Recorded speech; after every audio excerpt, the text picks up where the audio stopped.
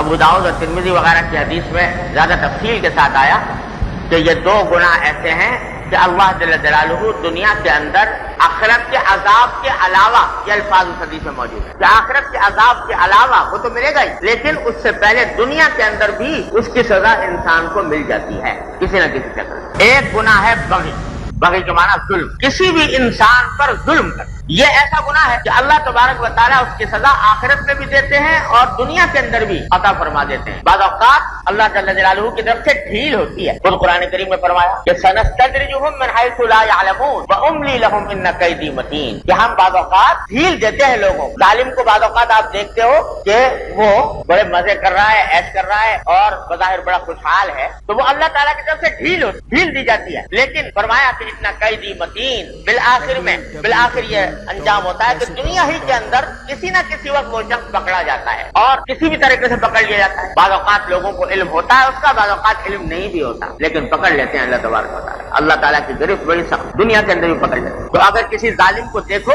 پھلتا پھولتا تو یہ نہ سمجھو کہ یہ خوشحال ہو رہا ہے اور اللہ تبارک و تعالیٰ کی طرف سے ڈھیل دی جا رہی ہے، رسی دراز ہو رہی ہے، لیکن کسی بھی وقت اللہ جل جلالہ جب پکڑ لیں گے تو سب اگلا پچھلا بھول جائے گا، اس طریقے سے پکڑ لیا جائے گا۔ دنیا کے اندر مل جاتا ہے اور آخرت میں تو ہے ہی ہے، اللہ تعالیٰ محفوظ رکھے۔ وَلَنُذِيقَنَّهُم مِّنَ الْعَذَابِ الْأَدْنَىٰ دُونَ الْعَذَابِ الْأَكْبَرِ، تو بعض اوقات دنیا کے اندر ہم عذاب دے دیتے ہیں اس بڑے عذاب سے پہلے جو آخرت میں آنے والا ہے۔ تو ظلم سے پناہ مانگے، اللہ تبارک و تعالیٰ کی پناہ مانگے اور کسی بھی شخص کے اوپر ظلم کرنے سے بچے، کسی بھی قسم کا ظلم۔ اللہ تعالیٰ ہر مسلمان کو اس سے محفوظ رکھے۔